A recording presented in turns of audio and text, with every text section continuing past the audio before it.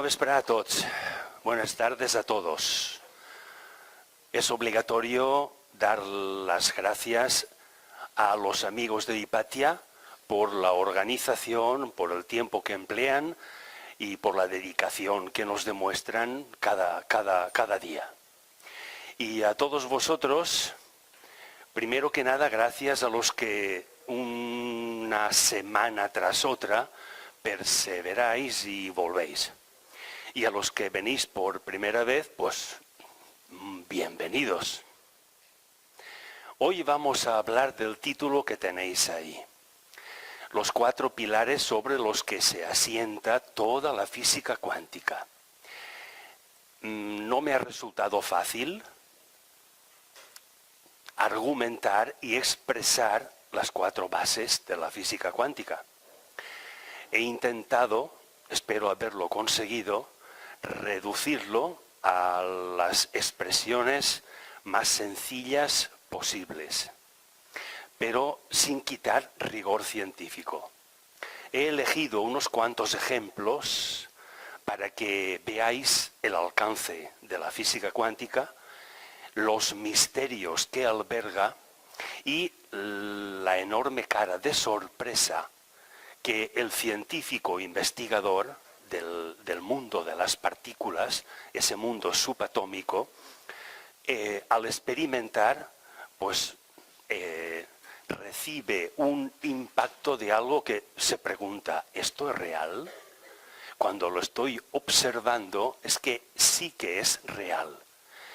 Y me permito recordaros un hecho que ya lo dije aquí en una ocasión respecto del grafeno. El grafeno es básicamente grafito. Hoy en día es el mineral, la parte más pura del carbono. El carbono que conozcamos hoy tiene 3 grados de pureza. El máximo el grafeno, le sigue el diamante y el menos puro el fullereno. Aunque hay piedras de fullereno más valiosas que una piedra de diamante por los reflejos que tiene. Pero en fin, el grafeno, cuando fue descubierto, por casualidad, como ocurre muchas veces,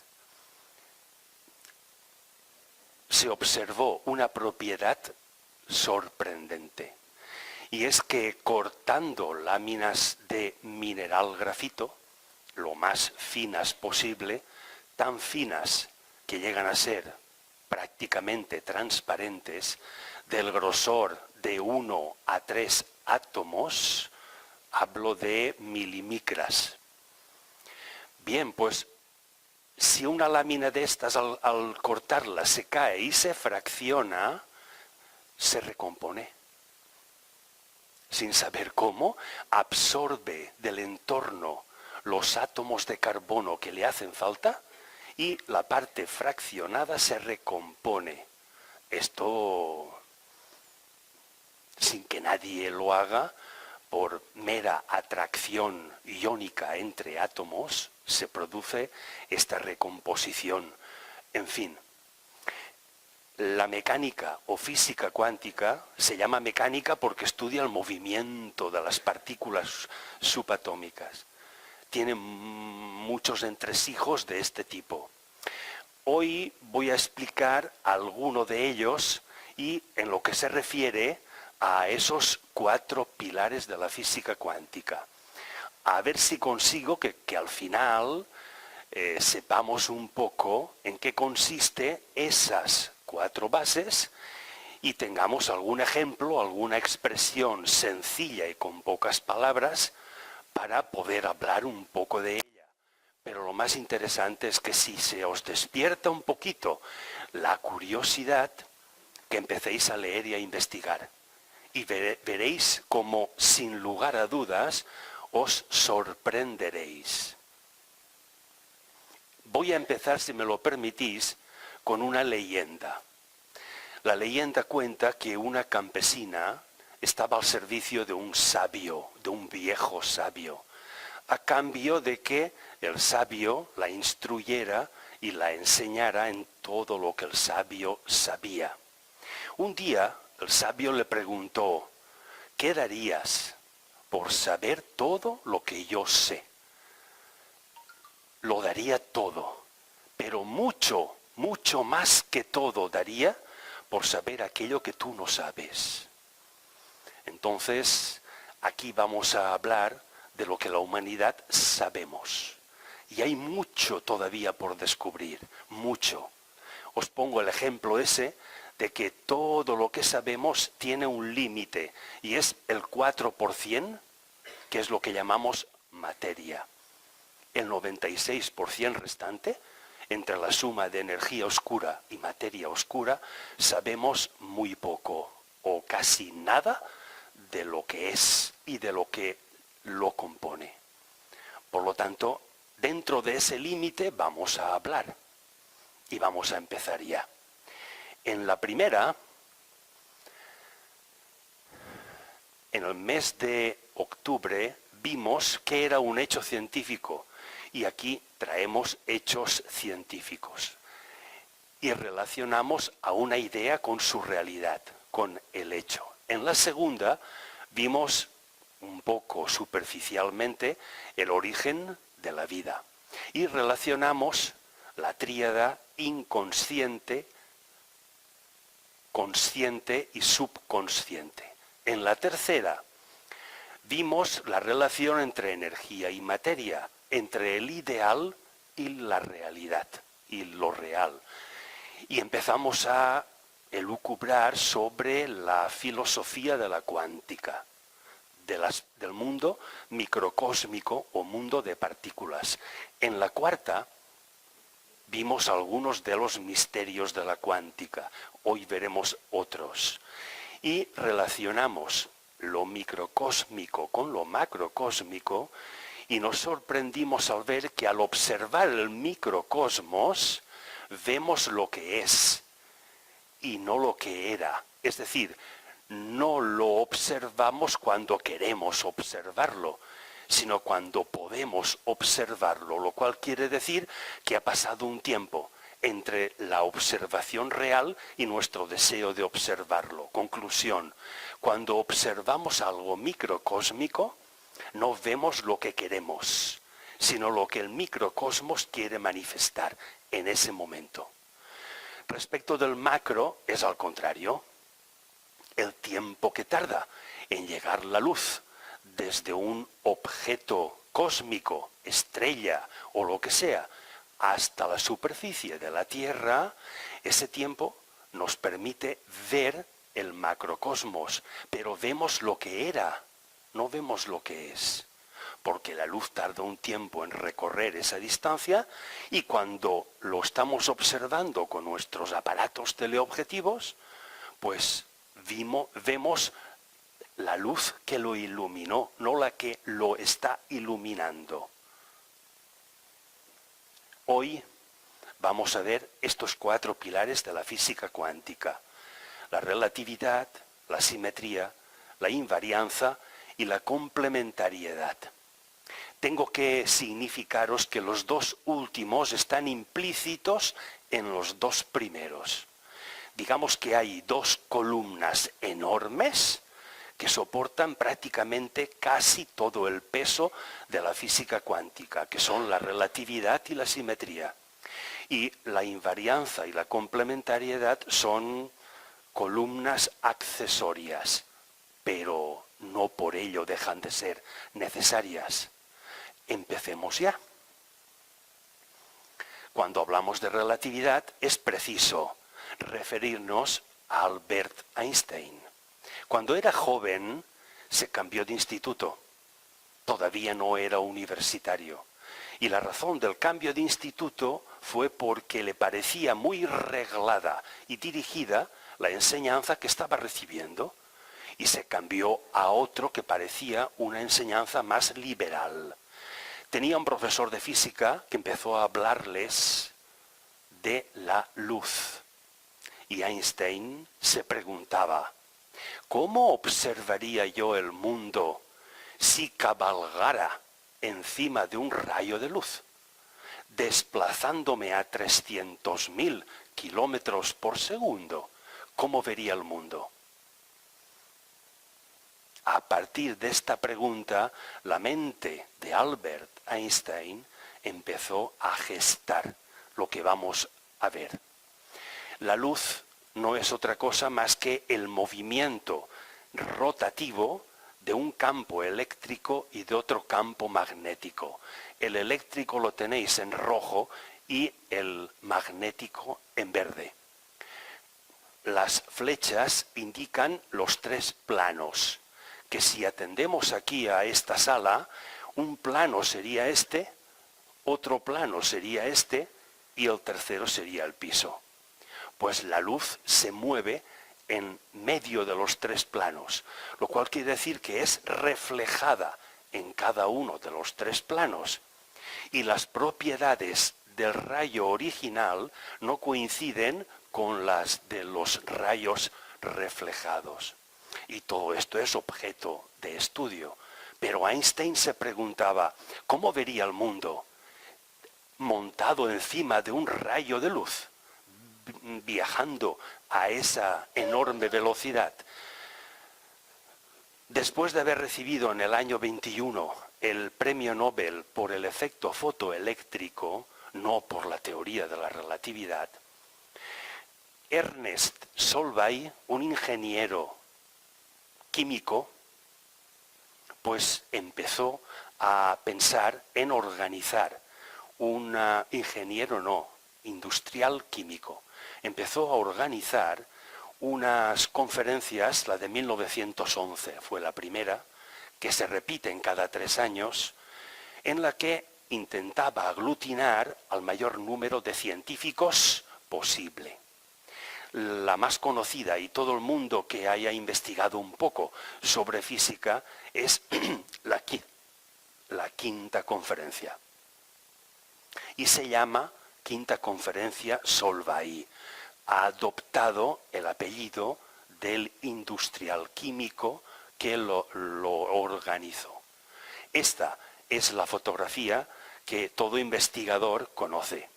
Y cuando uno investiga sobre química, física, matemáticas, reconoce a cada uno de los 29 científicos que hay aquí, y no se ha repetido otra reunión de tantos científicos y celebridades hasta hoy, pues esta es como una foto de familia que tenemos a nuestro padre, nuestra madre, nuestro abuelo. Es una querida familia por todo investigador científico. Tengo que destacaros a la única mujer, María Curie, con 2 premios Nobel. Primero uno de química y luego uno de física. Max Planck, Lorentz, Einstein, este de aquí Heisenberg, este de aquí Niels Bohr. Aquí tenéis a Paul Dirac. En fin, no hace falta que os nombre a más personas, pero voy a resumiros la conferencia Solvay en la anécdota que prácticamente todo el mundo conoce y la pregunta que suscitó esta conferencia y de la que todavía no hay una solución plausible y aceptada por toda la comunidad científica. La anécdota la protagonizó las 3 flechas que tenéis aquí. Heisenberg, Albert Einstein y Niels Bohr. Estaba exponiendo Heisenberg su principio de incertidumbre. Y Albert Einstein se levantó y le dijo: usted cree en un Dios que juega a los dados. Y en esto Niels Bohr se levantó a su vez y así un poco airado, porque hacía noches que no dormía intentando contestarle a Albert Einstein para replicarle, le dijo: Einstein, deje usted a Dios que haga lo que quiera con sus dados. Y Einstein le replicó a Niels Bohr: entonces usted admite que Dios tiene dados. En fin, en estos términos se estaba desarrollando, pero la anécdota que suscitó esta fue que Albert Einstein empezaba a exponer sus teorías de manera sorpresiva para toda la comunidad científica y Niels Bohr tomaba nota de lo que Einstein había expuesto hoy. Se pasaba la noche leyendo, investigando, preguntando, pensando cómo replicarle mañana por la mañana. Y a la mañana siguiente le replicaba. Cuando ocurrió la anécdota, Niels Bohr llevaba ya varias noches sin dormir. Estado de nervios. Bien, esta es la anécdota. La pregunta que quedó sin resolver en esta conferencia y todavía hoy inquieta a todo investigador científico, la pregunta es, y os la redacto tal cual está: ¿existen los objetos atómicos tanto si se observan como si no? Por el efecto fotoeléctrico, vimos que un electrón puede comportarse como materia y como onda. Muy bien, pues si se observa y por el hecho de observarlo aparece como materia, y si no es observado aparece como onda, es que todo lo que llamamos materia existe a pesar de que haya sido observada o no. Esa pregunta tiene respuestas, pero con probabilidades de acierto y otra probabilidad de error. Por lo tanto, todavía hoy no hay una respuesta clara y contundente. Pero no deja de ser inquietante esta pregunta y es el impulso que todo científico siente para investigar y experimentar. ¿Por qué sorprendió Einstein a toda la comunidad científica? Cuando os diga por qué sorprendió a todos los científicos, diréis, ¿pero cómo puede ser posible? Si es que es lógico, si es que eso es así. Muy bien, pues hasta que a Einstein no se le ocurrió, a ningún otro científico se le había ocurrido. Parece una tontería, pero fijaros dónde está la sorpresa. Aquí tenéis, el círculo azul representa a una persona, a un observador, el amarillo a otro. Da la casualidad de que la persona azul está a la misma distancia de dos objetos. Está equidistante, lo cual quiere decir que podrá observarlos simultáneamente a los dos. Su perspectiva puede ser simultánea a ambos objetos.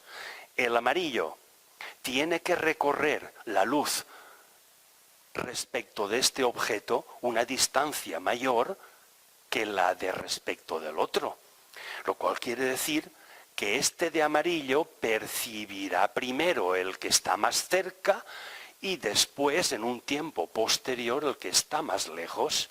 Conclusión: cuando el azul describa a estos dos objetos, su descripción no coincidirá, no podrá coincidir con la descripción que haga el de amarillo.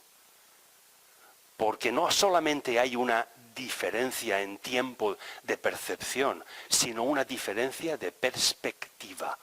Y esto es lo importante. Y sin embargo, ambas perspectivas son verdad, pero son parte de, si fuéramos capaces de realizar un conjunto de perspectivas en 360 grados y que no hubiera ningún espacio intermedio, tendríamos una imagen especular de estos dos objetos mucho más exacta que la que nos puedan describir el azul o el amarillo. Pero lo válido es que las perspectivas o las opiniones no serán las mismas y que ambas, lo cual quiere decir todas, son válidas en el mismo grado de fiabilidad. Einstein explicaba de manera familiar la teoría de la relatividad, que es lo que pretendo hacerlo aquí, de manera familiar y entendible, la explicaba de la siguiente forma. Siéntate al lado de una estufa caliente y pon la mano encima durante 1 minuto. Te parecerá 1 hora. Siéntate al lado de la misma estufa caliente, pero en un sillón y con una chica guapa durante 1 hora y te parecerá 1 minuto. Lo de chica guapa no lo digo yo, lo dijo textualmente Albert Einstein. Por lo tanto, lo repito tal cual. Esta es la teoría de la relatividad. Diferentes observaciones. Pero daros cuenta que hay un elemento introducido, el tiempo. La relatividad del tiempo. Las percepciones respecto del tiempo difieren. Continuemos. Cuando todo esto que estamos hablando de la teoría de la relatividad llegó a André Maurois, es el seudónimo que utilizaba Émile Herzog, es el verdadero nombre. Expresó, solo hay una verdad absoluta, y es que la verdad es relativa. Por lo tanto, todo el mundo tiene razón. Pero todas las verdades no me acercarán en el momento en que las conozca, y cuantas más conozca mejor, no me acercarán a la verdad de manera más real que si conozco muy pocas verdades relativas. Estaré mucho más lejos de conocer la verdad absoluta. Es decir, cuantas más perspectivas pueda contemplar, más exacta podrá ser mi expresión y la idea de lo que pretendo expresar. Lo que viene ahora es fruto de ese, digamos, esfuerzo que hacemos para expresar la teoría de la relatividad de manera sencilla. Los 3 principios. La teoría de la relatividad se basa en lo siguiente, y lo que os acabo de decir hasta ahora es la introducción. El primer principio, un suceso ocurre para todo observador. Un suceso, un hecho, ocurre para todo observador, lo observe o no, ocurre. Este es el significado. Y de esto se deriva que lo importante es el suceso, no quien lo observa. Por lo tanto, la física cuántica se dedica a observar el hecho, el suceso, y intenta aglutinar cuantas más perspectivas u opiniones mejor. Y lo segundo, que un suceso que no pueda ser observado por todo el mundo, por cualquier observador, no es un suceso científico, no es un hecho científico.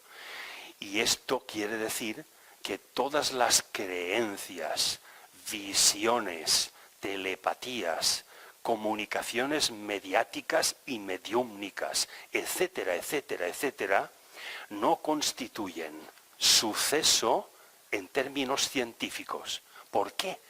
Porque no todo el mundo puede percibirlas. Por lo tanto, aquí vamos a hablar de estos sucesos científicos, sin desprecio para los demás, pero no podemos considerarlos como científicos. El segundo, lo observado por una persona A es deducible de lo observado por otra persona B. Y para deducir lo que A ha observado a partir de la percepción de otra persona B, en física cuántica hay que usar determinadas ecuaciones, símbolos, números, etc.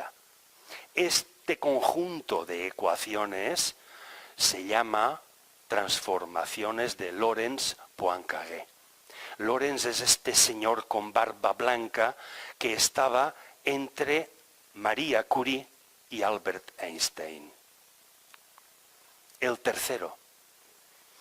En el vacío, donde no hay atmósfera, la velocidad de la luz es constante para cualquier observador. Es decir, y fijaros la sorpresa, si el rayo de luz va en esa dirección, el observador puede ir en la misma dirección o en dirección contraria.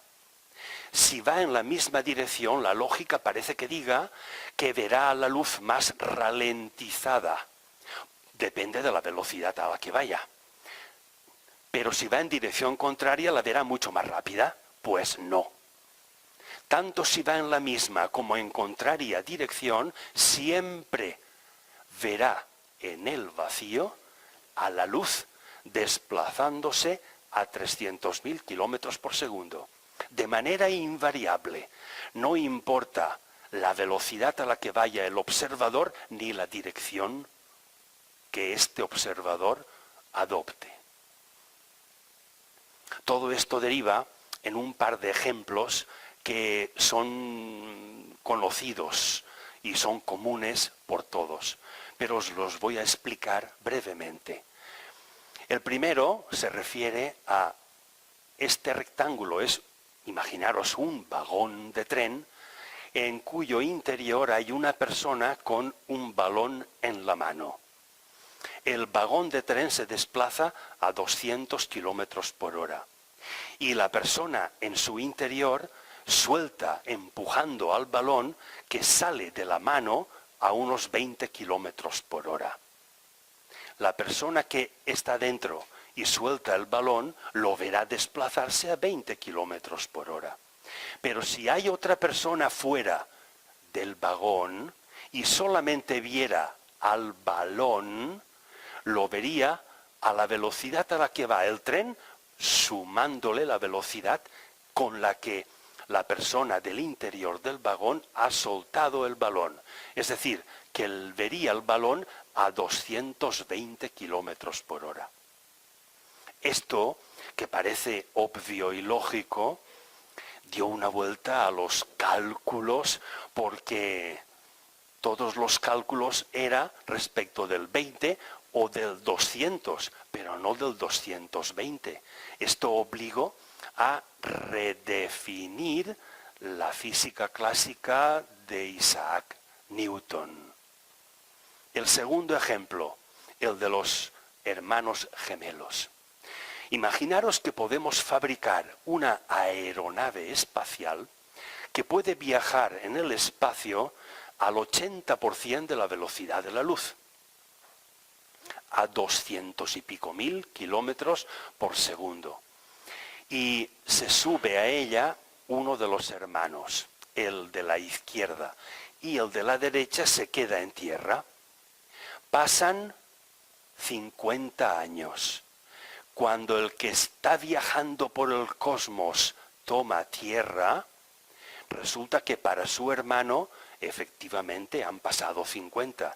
Pero según la teoría de la relatividad, el hermano que ha estado viajando solamente han transcurrido para él 20 años. Claro, ¿esto cómo puede ser? Es inaudito, la lógica no cabe ahí, ¿de acuerdo? Pero resulta que nuestro cuerpo físico está formado por átomos. Estos átomos contienen protones y electrones. Y estos protones y electrones están acompañados de neutrones y neutrinos, y quarks, y muchas más partículas. Pero resulta que el experimento hecho con neutrinos en concreto nos demuestra que en los aceleradores de partículas, al lanzar un haz de neutrinos a una velocidad aproximada del 80% de la velocidad de la luz, a través de inmensos campos electromagnéticos, estos neutrinos viajan a una velocidad tal que su vida, en lugar de unos pocos segundos llega a ser un número suficiente de segundos, incluso minutos. Por lo tanto, si a nosotros nos configuran, entre otras cosas, neutrinos, algo hay en nosotros que si pudiéramos movernos a esa velocidad, podríamos vivir más tiempo. Esto es lo que ha llevado a este ejemplo, que no es real, pero está basado en una realidad. Como vemos, parece que hayan dos mundos, y estos dos mundos nos lleva a la segunda base de la física cuántica, la simetría. Nace de la observación, de la perspectiva en distintos planos. Y como en el espacio, hoy por hoy, no podemos desplazarnos más que a lo alto, a lo largo y a lo ancho. Hay 3 dimensiones espaciales en las que nos desplazamos.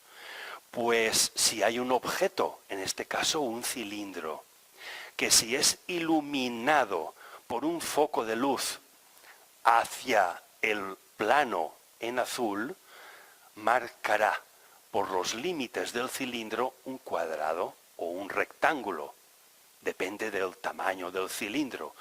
Pero si es iluminado, el cilindro está hueco.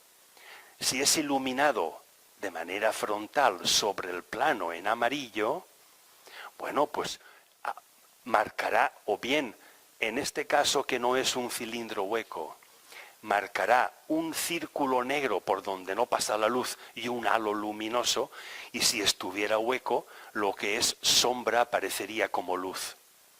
Pero en todo caso, marcaría en el plano amarillo un círculo cuando ha marcado un cuadrado o un rectángulo en el otro plano. Distintas perspectivas. Las dos verdad, las dos reales. Luego, ¿qué es más interesante? Estudiar una de las dos perspectivas o las dos, o estudiar el objeto que las propicia. La simetría trata de ver la causa y ver los efectos que produce. Científicamente consideradas hay 2 simetrías. La que se llama P, simetría de paridad, que da lugar al concepto de materia y antimateria. Concretamente, esto nació porque observamos un átomo de hidrógeno formado por un protón y un electrón orbitando, y también hemos observado un antihidrógeno, es decir, en el hidrógeno el protón es positivo, en el antihidrógeno es negativo, y al revés, el electrón negativo de uno es electrón positivo o positrón en el otro. Por lo tanto, la simetría nos da a entender que hay otro mundo, que es al que llamamos antimateria. Y esto suscita, gracias a la simetría, otra gran pregunta, incógnita aún para la ciencia. ¿Por qué el universo que conocemos está formado por materia?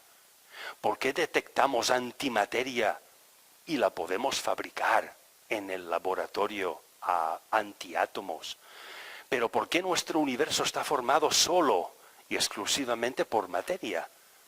¿Por qué no estamos formados por antimateria y hay un equilibrio? ¿Dónde está nuestra antimateria? ¿Es que hay otro universo paralelo al nuestro y que como un reflejo de una imagen, la simetría, se está comportando, no sabemos cómo? Todavía es pregunta. La otra clase de simetría se debe a la electricidad, al contacto de la electricidad con la materia, que si ocurre lo mismo que cuando una barra de hierro dulce le hacemos pasar una corriente eléctrica, queda imantada y aparece un imán y tiene cierto campo de atracción para otros metales. Ese es el campo magnético de ese imán. Pues bien, entre 2 cargas eléctricas de carácter positivo y otras 2 de carácter negativo, existe exactamente la misma fuerza. Es decir, la fuerza de los campos magnéticos de una positiva y de una negativa son idénticas. Es la misma fuerza. Y eso nos demuestra ciertas consecuencias. La primera, que cuando nos miramos al espejo, esta señora es la imagen real y esta la reflejada en un espejo. La luz se comporta exactamente de la misma manera cuando ilumina a la imagen real que cuando ilumina a la imagen del espejo. Es decir, el comportamiento de la luz es exactamente el mismo para la materia que para la antimateria. Luego, si existiera un universo paralelo al nuestro formado por antimateria, la luz se comportaría exactamente del mismo modo. Esto dio lugar a otra base de la física cuántica, la invarianza. Ahora veremos algo de ella. Os he puesto ahí 2 entradas. En la primera de la izquierda es lo que piensas y en la segunda lo que haces, porque la psicología, el estudio del comportamiento humano, la ética, quiere penetrar en el estudio científico de la simetría para ver qué puede dilucidar respecto del comportamiento humano y de nuestra propia ética. Cuando lo que pensamos es una realidad, nadie me hace equivocarme. Estoy pensando esto. Pero lo que pienso, lo hago. Lo que piensa esta señora, lo hace su imagen. Es decir, lo lleva a la realidad. Si lo que pienso, lo hago, hay simetría en mí. Si lo que pienso no soy capaz de llevarlo a la práctica, soy un ser antisimétrico. Y esto lleva consecuencias psicológicas. Este es el interés que merece el estudio de la simetría a nivel científico. Y se desglosa respecto del espacio, como ya os he adelantado antes, que nos movemos en 3 dimensiones, alto, largo y ancho. Pero esto no es ninguna novedad. La novedad viene ahora. Respecto del tiempo, solo podemos desplazarnos en una única dimensión, desde el pasado hacia el futuro, pasando por el presente, que es lo que cambia. El presente es esa flecha que va moviéndose en este sentido único y no hay manera de retroceder ni de hacerlo parar. No podemos dominar el tiempo. Luego la simetría ha originado que estudiemos la relación entre espacio y tiempo, pero hemos descubierto que si aumentamos la velocidad, el pasado se acerca tanto al futuro que una porción del pasado y una porción del futuro llegan a confundirse y a fusionarse en el presente. Lo cual quiere decir que podemos llegar a tener conciencia simultánea de un pasado o un futuro en nuestro presente. En teoría sí, en la práctica todavía no, pero la física cuántica establece que en teoría es posible, quizá en un futuro lo sea, como hoy son realidad cosas que hace 100 años eran absolutamente imposibles. Esto de la velocidad tiene una explicación muy sencilla. Imaginaros que entre Gandía y París, 1500 kilómetros en números redondos, si yo me desplazo a la velocidad de la luz entre Gandía y París, para una persona cualquiera que esté en París y otra que esté en Gandía, yo estaré simultáneamente en ambas ciudades. Porque para mí, al viajar a 300.000 kilómetros por segundo, en el mismo segundo estoy 300.000 veces en París y 300.000 veces en Gandía al mismo tiempo. Me desplazo, lo cual quiere decir que el ojo humano no puede captar mi imagen. Ahora estoy y ahora me voy a Gandía, luego me voy a París. No puede captar 300.000 imágenes en un segundo, solamente ve una única imagen. Luego, para cualquier persona estaríamos en París y en Gandía al mismo tiempo. Aumenta la velocidad, el tiempo se concentra hasta reducirse. Y ocurre que aparece algo nuevo, gracias a la física cuántica, y es un espacio sin tiempo. En los electrones, esto ha llegado a determinar que dan vueltas alrededor del núcleo de un átomo, pero hemos podido observar que el electrón no realiza una vuelta de 360 grados para cubrir un solo orbital, sino que realiza dos vueltas, una y otra. La primera de reconocimiento y la segunda de adaptación. La primera reconoce la fuerza atractiva o repulsiva que le llega del núcleo del átomo al que pertenece. Y en la segunda vuelta, si es que la atracción ha disminuido, se aleja del núcleo. Y si ha aumentado, se acerca al núcleo. Cuando se aleja, absorbe energía, porque un orbital más lejos necesita más energía para recorrerlo. Y si se acerca al núcleo, suelta energía. Todo esto, la psicología y la ética, los psicólogos pretenden estudiarlo para lo que llamamos conocimiento de sí mismo, llegar a dilucidarlo. Y fijaros cómo han llegado a expresarlo y cómo os lo estoy expresando, porque si leéis respecto de la simetría, qué es lo que la psicología dice, a mí me resulta, yo no sé si a mí me resulta bastante dificultoso, pero creo que argumentado de esta manera lo podemos comprender. La operación de arriba, el número 100 es igual a 10 multiplicado por 10. La operación de abajo, obtenemos el mismo 100 si el primer 10 lo descomponemos multiplicando 5 por 2. Continúa siendo 10. 10 por 10, 100. El tercero, el primer 10 lo desgloso sumando 1 más 3, 4 más 6, 10.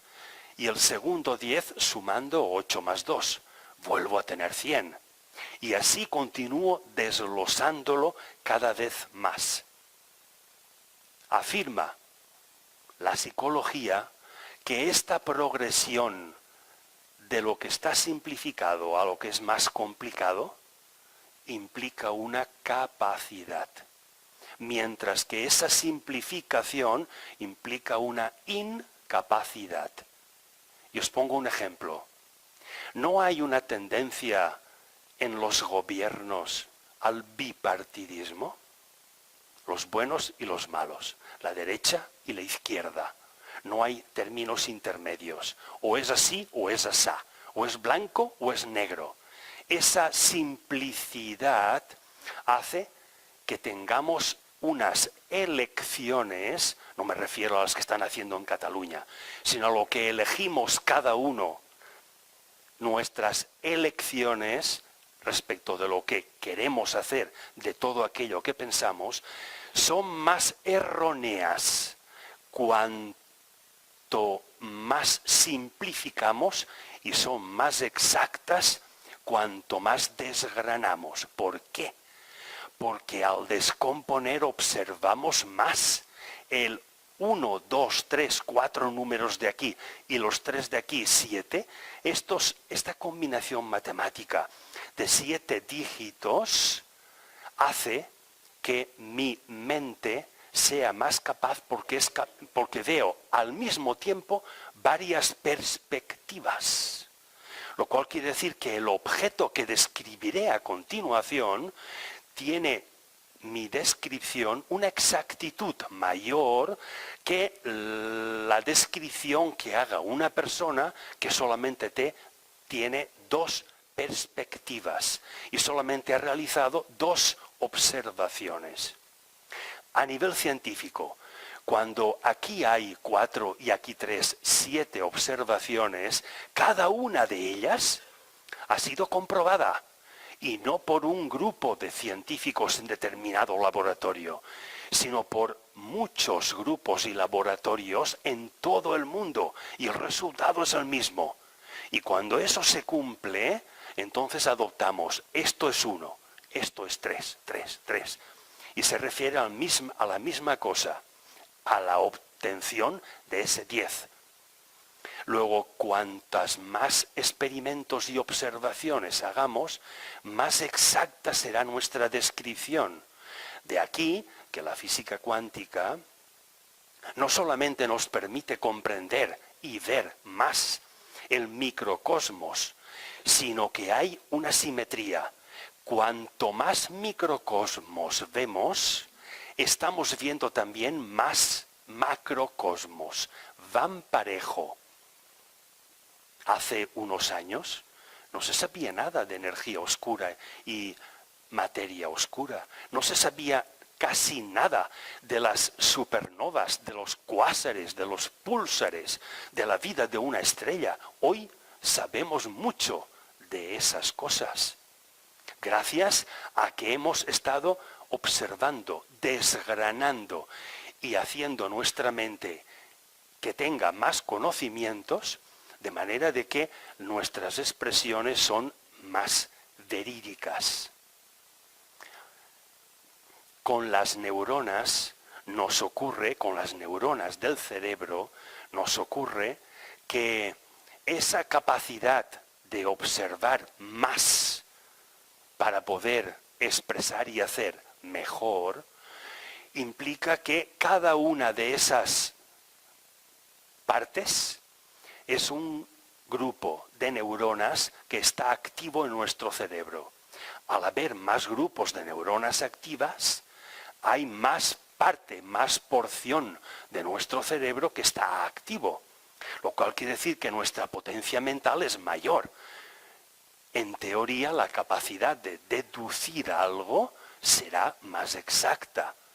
Esto nos lleva a decidir que esa progresión de la mayor capacidad por el mayor número de observaciones nos lleva a lo que denominamos como libre albedrío. Puedo elegir por mí mismo. No necesito que me orienten y que me den lecciones y que me digan qué tengo que pensar y qué tengo que hacer. Cada vez me basto más para pensar y decidir qué tengo que hacer, porque cada vez soy más capaz para elegir mejor, y eso me satisface. La segunda, lo contrario. Esta incapacidad hace que al haber menos observaciones haya menos registros de conocimientos en mi cerebro, lo cual quiere decir que hay una parte de mi cerebro que no funciona como debiera, está adormilada. Y esa cantidad menor de conexiones sinápticas hace que necesite que me digan qué tengo que hacer. De ahí la existencia de esa tendencia filosófica que llamamos determinismo. El determinismo es que todo está escrito, esta es la ley, hay que cumplir y no te preocupes de nada, aquí estoy yo para pensar por ti. Tú no tienes que pensar, tú tienes que hacer esto, esto, esto y esto. Ni siquiera pienses, aquí tienes tu decálogo de cosas. Con eso te basta. Determinismo. Pero en cuanto se deja en libertad a una persona, nos quedamos sin armas, nos quedamos sin nada. Creemos que no somos nada, cuando en realidad esa libertad comporta el descubrimiento de que podemos serlo todo, pero a través de observar y de adquirir datos en forma de conocimientos y conexionarlos todos, relacionarlos. Esto nos lleva a una pregunta. ¿Piensas o no piensas? El libre albedrío implica no depender de esas cuerdas que nos dirigen en todo lo que hacemos y en todos los espacios en los que nos movemos. No sé si os lo he dicho bien, el determinismo es la orden que tenemos que cumplir. El libre albedrío es respeto las órdenes externas a mí, pero yo soy suficiente para crear mi propia orden. La pregunta que viene ahora es, ¿realmente somos simétricos? ¿Qué descubre la psicología y la ética cuando estudia la simetría? Descubre algo que ya se ha dicho aquí. Y es que, no de manera exacta y contundente, pero una mayor parte de todo lo que hacemos, el 90%, corresponde a actos subconscientes o inconscientes. Un acto inconsciente o subconsciente es aquel que no hemos decidido. Y solo el 10% se correspondería con una meditación, con una libre elección y una libre decisión, uniendo lo que pienso con lo que hago. Y esto nos lleva a decir que si viéramos la imagen anterior de la señora que se miraba al espejo, si viéramos una imagen del 90% de lo que realmente somos y la otra imagen, la del espejo, el 10% de los actos meditados, ambas imágenes no se corresponderían. Es decir, que la imagen que veríamos reflejada en el espejo no sería reconocible. ¿Este soy yo? No somos simétricos. En la relación entre personas, y este es otro campo de estudio, se pregunta la psicología. Vamos a ver, esta imagen de la derecha implica que una persona tiene sus ideas ordenadas, no de manera caótica. Es decir, tiene libre albedrío. La de la izquierda, que es ese caos madeja de hilo, supone un determinismo, porque no tiene poder de elección, no ha desarrollado esa capacidad de observar. La pregunta es, ¿el caos y el desorden de una llegará a influir en el orden de la otra, creándole caos? ¿O será el orden de esta la que provocará cierto orden en la otra? Hay una pregunta por resolver, muchas encuestas, muchos estudios, personas que se prestan voluntariamente durante un tiempo para tratar de estudiar esta relación orden-desorden, ¿quién influye en quién? Hasta hoy los resultados parece que vayan a favor de que es la persona ordenada la que tiene un blindaje más férreo frente a la desordenada y se supone que influirá en esta para crear cierto orden. Pero claro, en cuanto la relación se rompa, como esta persona es determinista, cualquier otra que le exprese una opinión diferente abandonará la anterior y recuperará su determinismo. Es decir, esta persona, si no despierta, estará siempre supeditada y dependiente de las fuerzas externas, mientras que ésta, su propio yo, constituye su energía, su fuerza externa. Y esto nos da un uso del cerebro respecto de la imaginación. Fijaros, este es un corte de un cerebro y un dibujo de ese corte. Toda la parte que veis delimitada por una línea verde es el neocórtex, incluido esta parte que es el lóbulo frontal. Bien, toda esta parte en verde constituye aproximadamente el 75% del volumen de nuestro cerebro. Y el 25% restante está constituido por el reptiliano y el límbico, donde se ubican, según la neurociencia, las emociones y esos movimientos, como por ejemplo el corazón. No le estamos ordenando ahora late y ahora no. O cuando ingerimos comida, no controlamos a nuestro estómago para que digiera, automáticamente lo hace. Esos movimientos están regidos por esta parte, por el 25%. Bien, si todo ese 75% o neocórtex es la parte que regenta la imaginación, la actuación reflexiva, por lo tanto la elección, veamos. Si haces cosas que no has pensado, hacerlas sin pensar, porque actúas de manera automática, aquel 75% de tu cerebro, una parte del neocórtex, una parte, estará en desuso, no inactiva, sino en desuso. Inactiva no, pero no estás usando todo tu potencial, el 75%. Y el otro 25% es la que de manera instintiva estarás actuando. La otra controversia es que si piensas y no haces, eres un ser muy imaginativo, pero no eres capaz de transformar en realidad todo aquello que imaginas. Eso está muy bien, pero como no haces lo que imaginas, este 25%, que es la parte del cerebro que regenta todo lo que haces, es la que está en desuso, o una parte de ese 25%. La imaginación es necesaria. Einstein decía que sin imaginación el científico no es nada. No puede la humanidad avanzar. El científico tiene que imaginar, argumentar y luego experimentar.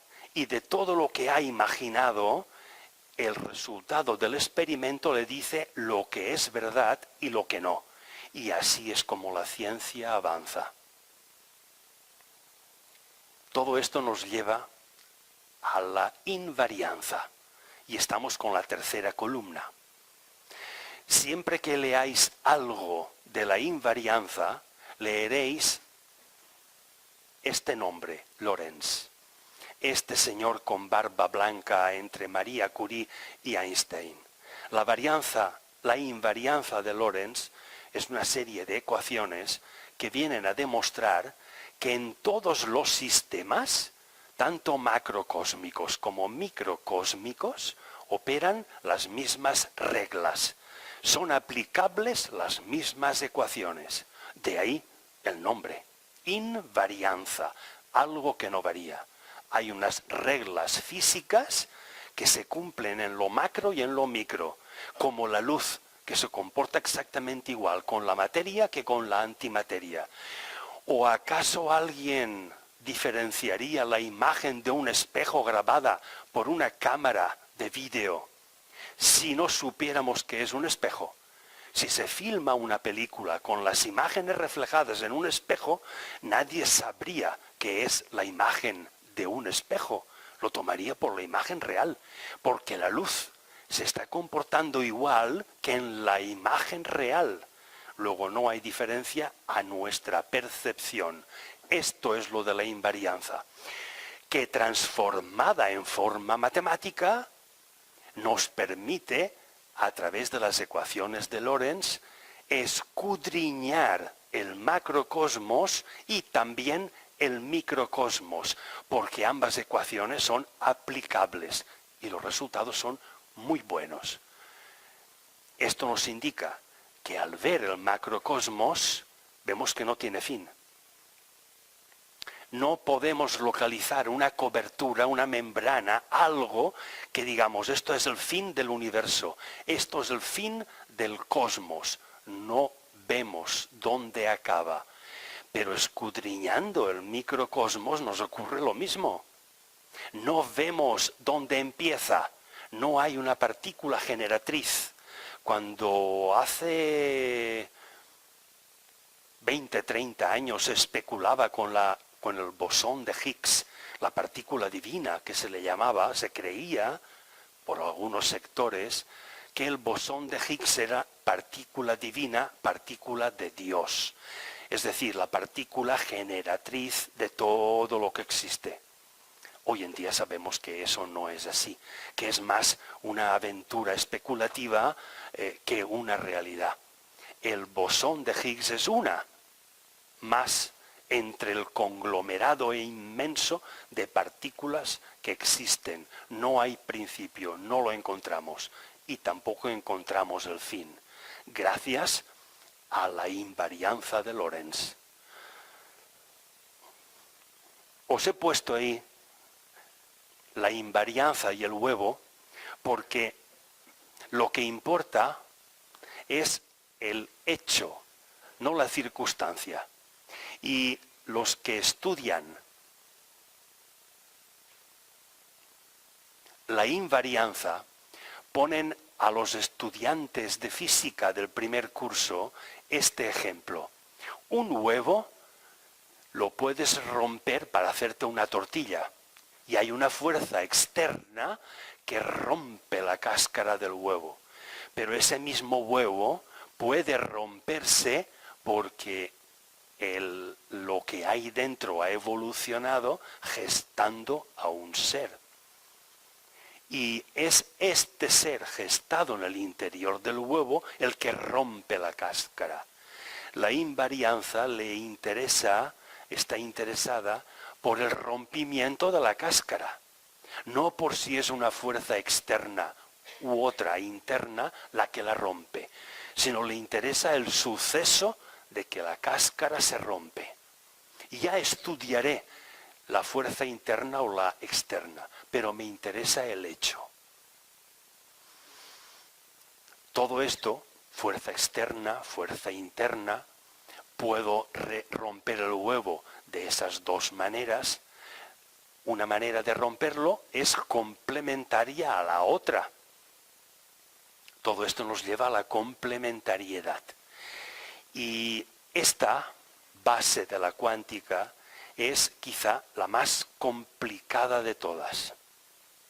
La complementariedad es complicada no por su aparato matemático o deductivo, sino por la dificultad de expresarlo.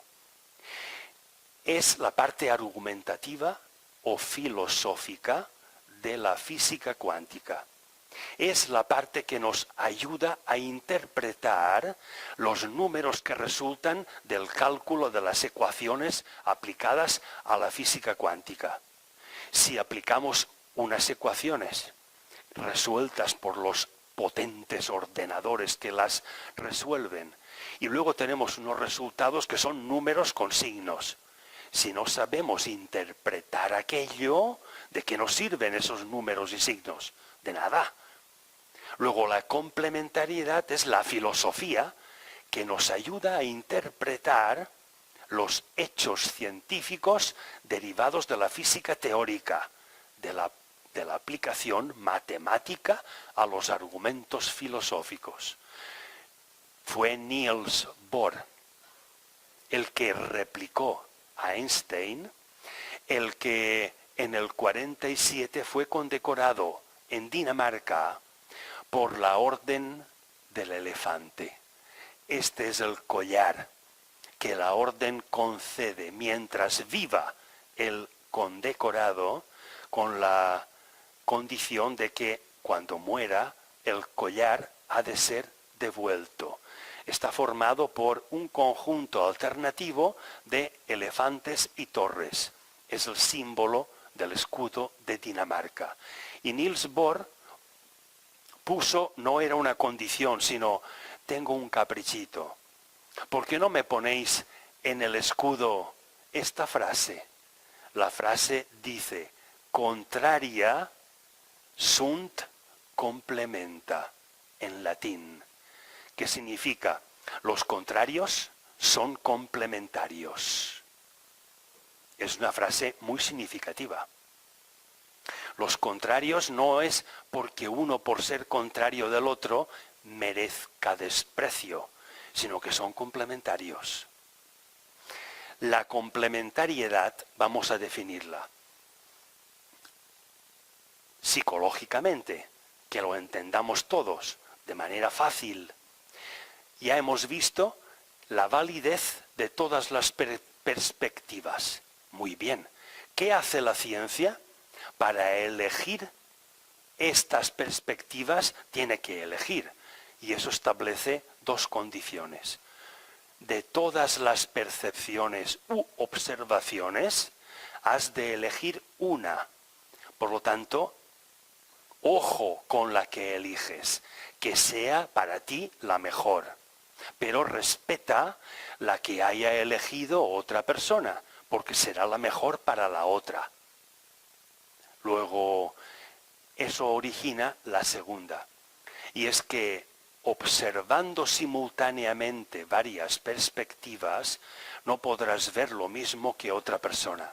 El ejemplo del círculo azul y del círculo amarillo, que la perspectiva de uno no coincidía con la del otro y por lo tanto no podrían coincidir las percepciones ni las descripciones. Conclusión. La elección es la base del respeto, porque si yo me he otorgado a mí mismo el derecho a elegir, el mismo derecho tendré que otorgar a otra persona a que haga lo mismo que yo, es decir, que elija. Y ningún derecho tengo para despreciar su elección. Es tan válida y tanta verdad como la mía. Luego, esta elección es la base del respeto. Y si esto realmente lo lleváramos a la práctica, no sería la base de esta cualidad que decimos que tenemos el ser humano y falta saber si es que realmente la tenemos o no, y llamamos fraternidad. ¿Hay realmente la concesión del mismo derecho que nos atribuimos respecto del que concedemos a los demás? Si esto fuera así, seríamos simétricos. Si no es así, es que no lo somos. Y os traigo aquí algo muy curioso. En el siglo II de nuestra era, en el año 160 y pico, el emperador Marco Aurelio hablaba en términos filosóficos respecto de la opinión y de la perspectiva. Algo que hemos estado hablando aquí todo el rato. Y decía lo siguiente, textualmente. Lo que escuchas es una opinión, no es un hecho. Lo que ves es una perspectiva, no es la verdad. Luego, si consideráramos que lo que escuchas es la opinión de quien te está hablando, no es un hecho, no lo tomes como hecho. Y que lo que tú ves y percibes es tu perspectiva, pero que es una entre infinitas perspectivas, y no lo consideres ni lo transmitas como que es verdad, otro gallo nos cantaría y no el que nos canta. Y como hemos empezado con la teoría de la relatividad con Einstein, no nos queda más remedio que acabar con Einstein. Y he elegido esta frase cuando le preguntaron que en términos de ciencia, de relatividad, que expresara Einstein, ¿qué es la mente? ¿Qué es la mente? ¿Nos hemos parado a definir qué es la mente? Mirad cómo lo dijo nuestro amigo Albert. La mente es como un paraguas. ¿De qué te sirve si no lo abres? Si no aceptas otras tendencias distintas a las tuyas, es que estás calculando el número 100 multiplicando 10 por 10. Y lo demás lo consideras falso. En tu cerebro hay pocas conexiones sinápticas. tu elección es mucho más limitada, por lo tanto mucho menos certera que la de otra persona que tenga mayor número de conexiones sinápticas porque es capaz de desgranarlo todo mucho más. No hace falta tener conocimientos y saber más cosas. ¿Sabéis cómo se ha definido últimamente el conocimiento? No es como la cantidad de cosas que sabes. No. El conocimiento es la relación entre lo que sabes, sea poco o sea mucho. ¿Eres capaz de usar todo lo que sabes? Ese es tu grado de conocimiento, y elevado, por cierto. Pero reconoce que será mucho más elevado el conocimiento de otra persona que, sabiendo muchas más cosas que tú, es capaz de relacionarlas porque las está usando todas. Para obtener el número 100, uso el 1, pam, pam, pam, pam, muchos números, y los uso todos. Luego uso todas las perspectivas del mismo objeto para provocarme un hecho. Ese hecho podría ser más certero, y de ahí el interés psicológico, si soy capaz de desgranarlo mucho, que si tengo una mente simple, no porque sepa poco, sino porque relaciono poco. Y al relacionar poco, tengo un hilo caótico, desordenado en mi cerebro. No hay una comunicación ordenada, jerárquica. Quiero acabar con nuestro amigo Einstein y no me queda más que agradeceros de corazón la atención que me habéis dispensado, esperando haber explicado de una o de otra forma, a mi manera, pues los 4 pilares de la física cuántica, y espero haberos sido de alguna utilidad. Y ahora, si tenéis alguna sugerencia o pregunta, continúo estando a vuestra disposición. Muchas gracias por vuestra atención.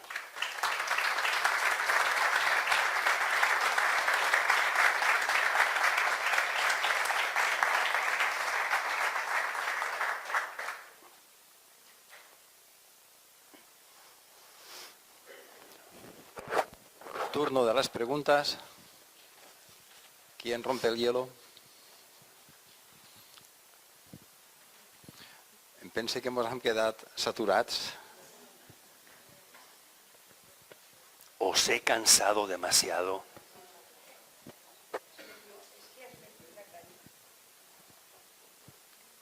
No quería hacerlo, no quería meter caña. Quería explicar cosas. Una pregunta aquí. Eloy, esto último que acabas de comentar, del 100, me ha venido a la cabeza lo del mono 100, que solemos... Se escucha muchas veces lo del mono 100, ¿no? El centésimo mono, exacto, que es como una... Han ido sucediéndose, cada uno ha abierto su mente, ¿no? Y llega un momento que se recopila como algo colectivo, que... Sí, exacto. Viene a ser un poco lo que has hecho tú de desglose, ¿no? Que se va haciendo poco a poco y luego es como que esa información se recopila y llega a un individuo o una secuencia, ¿no? Viene a ser como una secuencia. Sí, lo que he leído muy poco respecto del mono 100, pero me ha servido lo poco que he leído para captar una idea, que no sé si es la certera. La idea es que lo del mono 100 se utiliza obviando el futuro y recordando y trayendo al presente demasiada cantidad de pasado, como dándole validez a ciertas teorías del pasado que porque la persona a las que se atribuye tenga o haya tenido cierta autoridad dentro de la sociedad en la que vivía, bueno, pues son válidas hoy. Entonces, las personas que se dedican a repetir y a dar validez a teorías del pasado tienen el mono 100. Y no son capaces de lanzar al futuro y de actualizar con lo que hoy tenemos y sabemos todas aquellas teorías. Esto es lo que tengo entendido, que no sé si es la verdad. Si alguien tiene entendida otra cosa, que lo diga.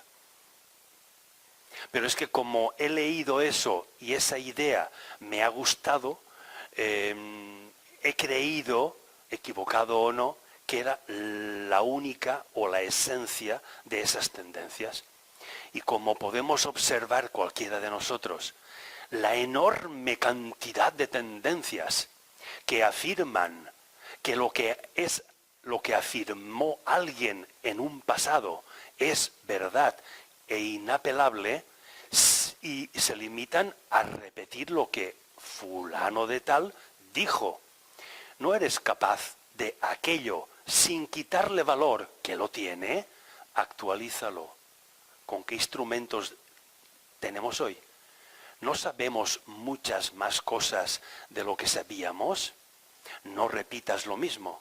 Si lo repites, estás dentro de ese círculo de mono 100. Sí, es como un egregor, ¿no? Se crea como un egregor que se va expandiendo. Eso es como Claro, una repetición. pero ¿a qué es debido esa expansión del egregor? Pues es debida a que somos incapaces de descomponer el 10 por 10 en más números. Claro. Y adoptamos cualquier opinión que nos venga de fuera. ¿Y cuál es la opinión que mejor nos vendrá para adoptarla? Aquella que nos impresione. Y normalmente nos impresiona lo novedoso. Luego, cuando nos llega una teoría novedosa para nosotros que desconocíamos, ya sé lo que me hacía falta, ya no busco más. Pues ya le hemos fastidiado. ¿Había otra pregunta? ¿Quién ha levantado el brazo también? José Luis.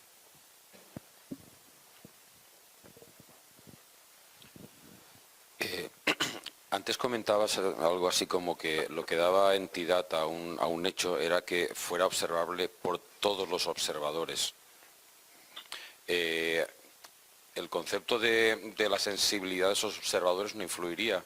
Supongamos que hay alguien que tiene, o bien que tiene más sensibilidad que otros, o que parte de esos observadores tuvieran menos que el resto. Los que son hipersensibles podrían dar fe de algo que los demás no dan de ello. Y yo no creo que eso sea patrón para invalidar el hecho, o sí. Correcto, no debe de ser patrón. Pero hablemos de la sensibilidad en términos globales de lo que constituye al ser humano. ¿A qué llamamos a un ser, tú lo has dicho, hipersensible? Un ser que no es que perciba más que otro, sino que controla menos que otro todo lo que percibe. Y esa falta de control de su propia sensibilidad hace que todo lo que percibe sea a través de las impresiones sensitivas. Es prácticamente incapaz de percibir algo desproveyéndose de su propia sensibilidad. Por lo tanto, una opinión vertida por una persona hipersensible es una perspectiva limitada respecto de otra, con la misma capacidad sensitiva, pero con un control mental de esa percepción sensible. Y se pregunta, ¿la sensación que experimento es real? ¿Me da una imagen real de lo que es? ¿O exagerada? ¿En grande o en pequeño? ¿Exageradamente grande o exageradamente pequeño? ¿Cuántas veces nos han contado un suceso y hemos pensado, qué exagerada es esta persona? O mira que tiene sangre de horchata, es que no se inmuta por nada. Un extremo u otro. La pregunta es, ¿hay un control de la sensibilidad? Si este control existe, la expresión de una persona no se puede tachar de hipersensible, ni de hiposensible, sino que tendrá una sensibilidad la misma que pueda tener cualquier otra, pero gestionada por su parte mental, por el neocórtex. la sensibilidad ocupa menos del 25%, según la neurofisiología de nuestro cerebro. Y está reducida a la amígdala del cerebro, que es el registro memorístico y no es otra cosa que las impresiones que como recuerdo nuestro cerebro guarda. Luego, la porción de cerebro que guarda nuestro recuerdo en forma de sensibilidad es tremendamente pequeña y diminuta respecto de la porción que supone el neocórtex y que está fuera de esa sensibilidad. Si esa gran porción cerebral es la que gestiona la sensibilidad, la expresión de una persona no puede ser la misma que otra que no es capaz de esa gestión.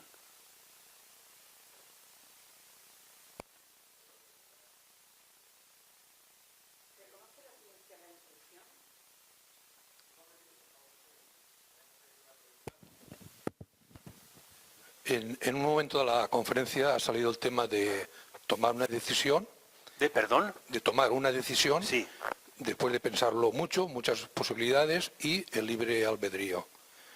Y yo sigo creyendo que no existe el libre albedrío y me pongo un ejemplo que igual me explico mejor.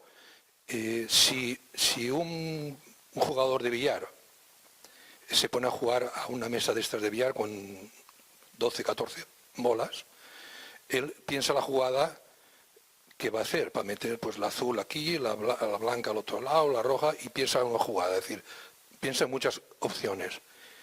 Y el momento en que decide en lanzar el taco, o sea, cuando decide que la jugada la tiene clara, lanza el taco y en el momento en que el taco toca la bola, ya está todo decidido. Solo tiene que existir el factor tiempo, donde la bola salga, tropiece con la azul, la envíe a donde sea, la otra rebote con la banda y vaya donde ha pensado él, y entonces las bolas, haciendo un símil como que las bolas somos nosotros, cada ser humano, si en un momento se ha decidido a dónde vamos, es que no decidimos, nos han enviado ese maestro. Entonces, volviendo a otro ejemplo, si el Big Bang existe, la teoría o la fórmula o la mente o lo que sea que ha decidido que ahora es el Big Bang, todo el tiempo que ocurre expandiéndose el universo, está todo decidido. ¿Has terminado? Sí, porque no sé cuándo acabar. Pues respecto del juego del billar, que es un ejemplo diferente de lo del Big Bang, que has mencionado, una voluntad que decide que ocurra. Respecto del juego del billar, todo es práctica. No práctica en lanzar el taco y en la velocidad, inclinación, ángulo, etc., sino esa cantidad de conocimientos adquiridos, por lo tanto, observaciones distintas, que reuniendo cada observación a las neuronas que como registro existen en tu cerebro, son capaces de, en una infinitésima fracción de segundo, conectarse todas ellas y tomar una decisión. Esto se explica en neurofisiología por los repliegues del cerebro. Y ya tuvimos ocasión aquí de ver cómo se forman estos repliegues. Básicamente, y es lo que sucede en esa toma de decisiones tan rápida, básicamente ocurre porque una neurona distanciada de otra entran en contacto, porque son dos conocimientos que se van a usar para una acción determinada. Si este contacto se repite una, otra y otra vez, y se repite con mucha frecuencia, estas neuronas tienden a juntarse, de manera de que la fibra que las unía ahora se está abombando. Y llega un momento en que prácticamente están juntas, para que el impulso eléctrico de una no tenga que recorrer espacio hasta llegar a la otra, y hace que se forme un repliegue en nuestro cerebro. Esto se está demostrado, y no es ninguna elucubración fantástica, porque se han estudiado cerebros de monos y de otros animales, y se ve, por ejemplo, que el cerebro de un chimpancé, teniendo repliegues, estos repliegues están mucho más distanciados que los del cerebro humano. Y el cerebro de una rata es liso, no tiene repliegues. Lo cual quiere decir que hay un poder de decisión que en una fracción de tiempo reduce precisamente eso, el tiempo en el que se toma una decisión. Y ya hemos visto que el aumento de la velocidad reduce y contrae el tiempo. Luego, ese ejemplo del billar, la única explicación que le encuentro es en ese acortamiento de tiempo por la práctica. Y que el jugador no tiene que tomarse tiempo para elegir la inclinación y la fuerza del golpe que le va a dar al taco. Respecto del Big Bang, existe mucha literatura derramada sobre el hecho de que cuando empezó a producirse es fruto de una voluntad, dígase Dios o el nombre que quiera llamarse, que decidió que ese era el momento idóneo para que el Big Bang empezara a producir esa enorme expansión que todavía continúa. Y cosa que se ha demostrado porque hace una década aproximadamente se detectaron ondas gravitacionales cuyo centro está en el Sol.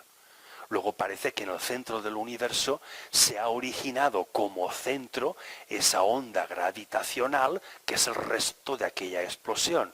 Y a partir de ahí se están encontrando ondas gravitacionales cuyo centro se identifica en el mismo espacio. Que hay una voluntad que decide que esa expansión súbita se produzca, esto no es demostrable, ni como cierto ni como falso. Por lo tanto, cada cual es muy libre, de ahí el libre albedrío, que adopte el criterio que crea más correcto. Pero si contemplamos, no adoptamos, simplemente observamos el hecho de un astrofísico cuando habla del Big Bang, se produce no porque una voluntad divina lo haya decidido, sino porque la concentración de helio es tal que provoca un inmenso, inconmensurable campo gravitatorio atractivo, contractivo, que ya no puede contraer más aquel helio. Y la presión y temperatura por la fricción de los elementos subatómicos que allí existen, hace que no pueda soportar más ni esa presión ni esa temperatura, y es cuando, como una supernova, que es precisamente eso, se produce el Big Bang, se produce esa explosión. En astrofísica se estudia esto como un hecho científico.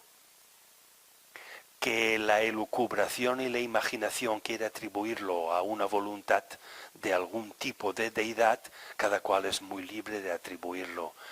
Pero yo aquí no voy ni a desechar un criterio ni otro, simplemente informo. Y cada cual que elija de esa información, tanto si le parece bien como si no.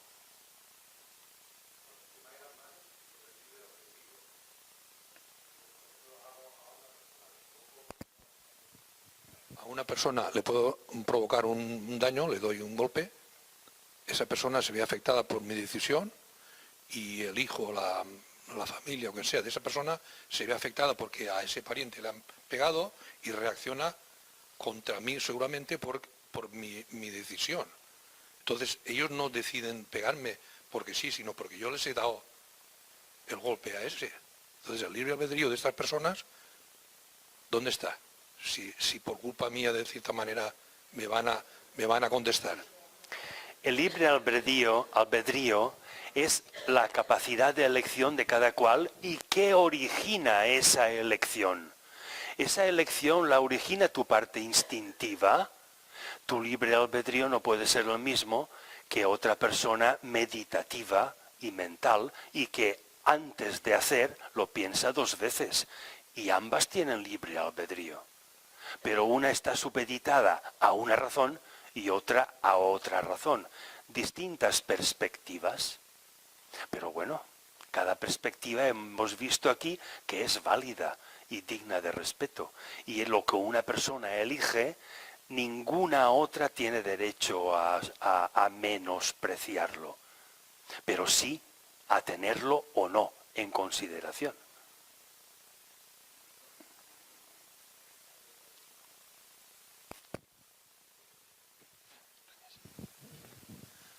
Hola. Una cuestión Hola. de relatividad. ¿Se me oye? Sí. Que yo no lo pillo. Vamos a ver. Si referente a las velocidades de Einstein, que has puesto como ejemplo el de un tren, ¿no? Si yo voy a una velocidad en una dirección y me veo impulsado a la misma velocidad en la dirección contraria en un momento, me quedaría lógicamente parado. En ese momento la gravedad y el tiempo no existen para mí ni para las personas que me ven externamente, posiblemente. ¿Es así? ¿Te estás refiriendo a la última noticia que han experimentado de un tipo de materia que al ser empujada reacciona en contra de la dirección del empuje? No, no te estás refiriendo a eso. Vale. A la més faena. Bueno, lo que has comentado respecto de la gravedad y el tiempo son 2 datos distintos. No podemos huir de la gravedad. Científicamente hablando, no podemos huir de la gravedad. Pero parece, y esto es en teoría, y hay experimentos que así lo demuestran, que sí que podemos gestionar el tiempo, aunque no la gravedad. Pero el tiempo sí. La gravedad únicamente con los mecanismos que anulan la gravedad, la reducen a 0 y levitamos, como a 300 y pico kilómetros de altura, que la fuerza gravitatoria de la Tierra ya es inoperante. Y al no haber gravedad, nuestro cuerpo flota. Bueno, pero aquí en la Tierra tenemos cilindros que a través de campos electromagnéticos anulan la gravedad y flotamos. Pero la gravedad y el tiempo no están relacionados directamente. El espacio y el tiempo sí. La relación que existe entre la gravedad y el tiempo a través del espacio es doble. Primero, cada espacio tiene su propio tiempo. No hay 2 espacios con el mismo tiempo, aunque el espacio sea igual.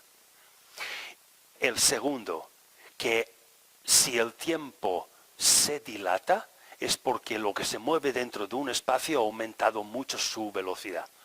Y si el tiempo se contrae, es al contrario. Así vemos el micro o el macrocosmos.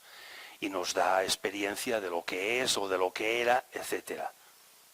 Pero la relación entre tiempo y gravedad es a través del espacio. Si cada espacio tiene su propio tiempo, cada espacio tiene su propia gravedad.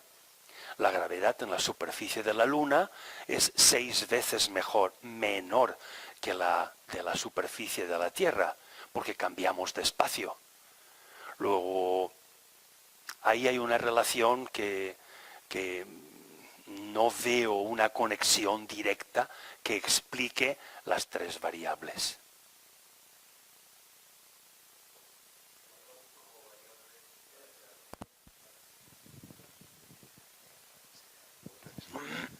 Tomando como variable la posibilidad de que se quede unos instantes como flotando el cuerpo de la persona o del objeto que nosotros queramos lanzar a la velocidad en que iba contraria, en ese instante la gravedad no existe, porque estás inerte.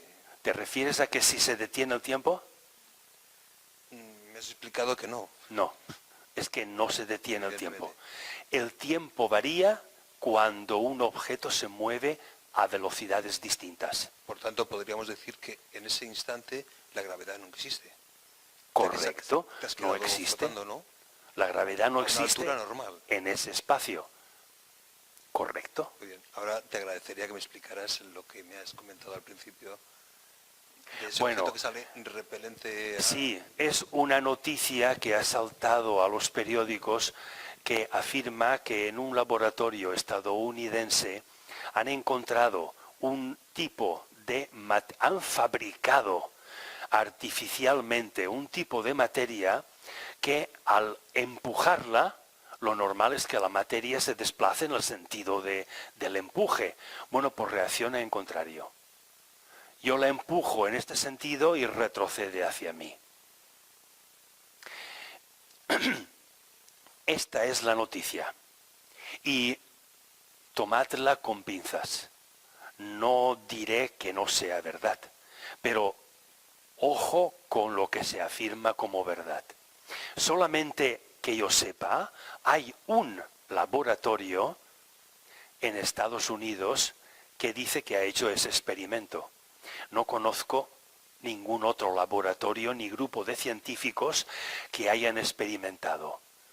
Primera regla, si un suceso no es observable por cualquier observador, no es un hecho científico. Por lo tanto, lo que estamos afirmando o lo que afirma ese laboratorio todavía no es un hecho científico, porque todavía ningún laboratorio ni científico lo ha podido observar. Es igual que la fusión fría. Sabéis que en el sur de Francia se pretende construir una central nuclear para la fusión fría a temperatura ambiente. El problema es de cómo albergar una energía que está a 150, 120, 150 millones de grados durante un mínimo de 50 minutos para poder aprovechar esa energía y poderla transformar en electricidad. Sería muy barata. Pero la afirmación de la fusión fría es lo mismo que lo que os acabo de contar de la materia que repele y que en vez de moverse se contramueve. Unos científicos americanos, también de Estados Unidos, afirmaron que habían conseguido la fusión fría a temperatura ambiente, es decir, sin los 150 millones de grados, sino a temperatura ambiente. Ningún laboratorio del mundo ha podido reproducir esa fusión fría. Y mira que lo han intentado. Y lo han descrito los dos científicos. No lo han podido reproducir otra vez. Por lo tanto, todavía no es un hecho científico.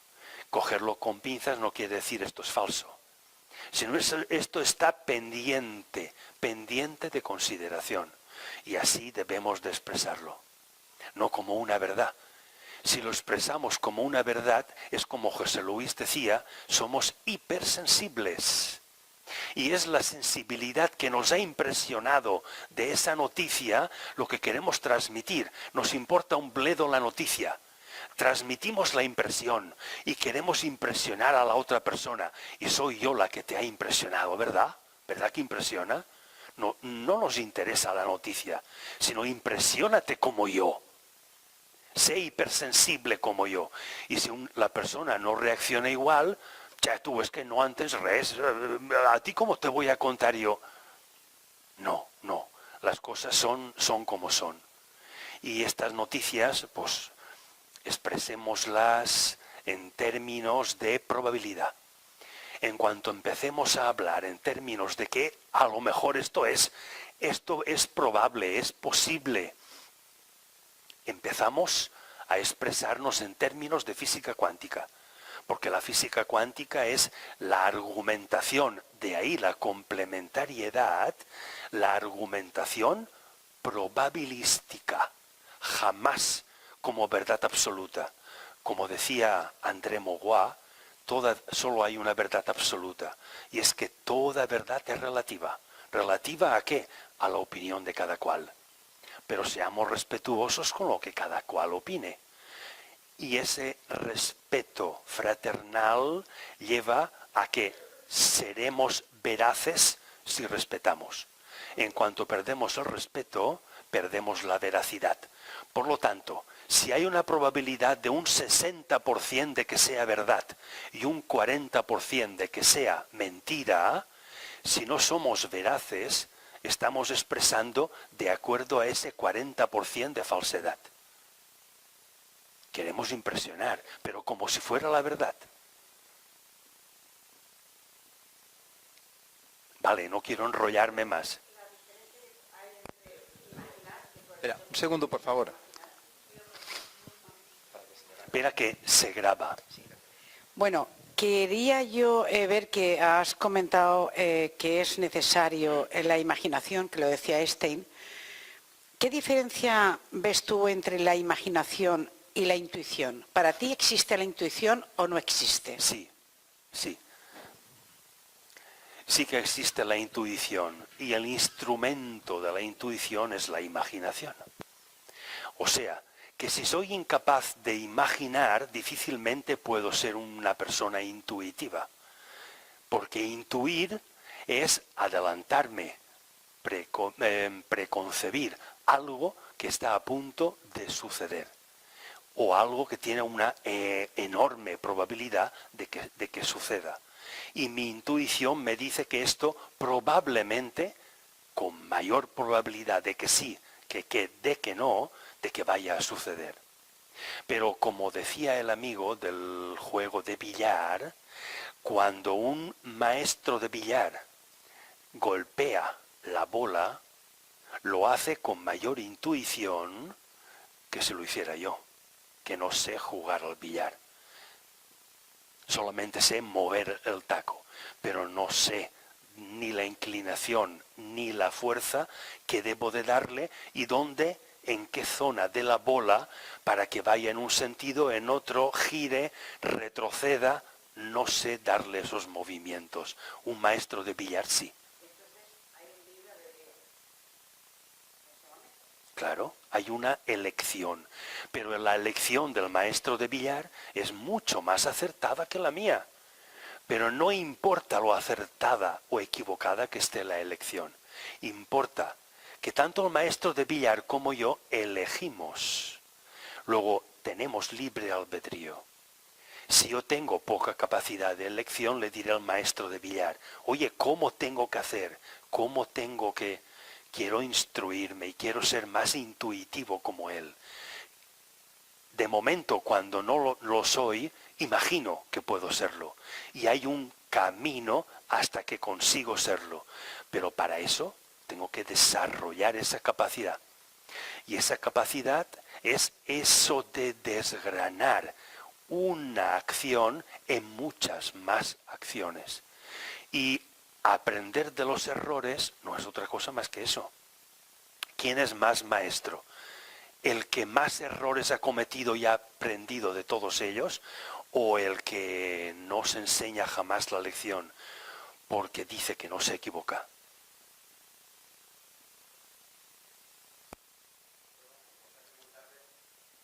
Agradecemos vuestra participación, asistencia, preguntas y atención. Gracias por venir. Buenas tardes. Muchas gracias.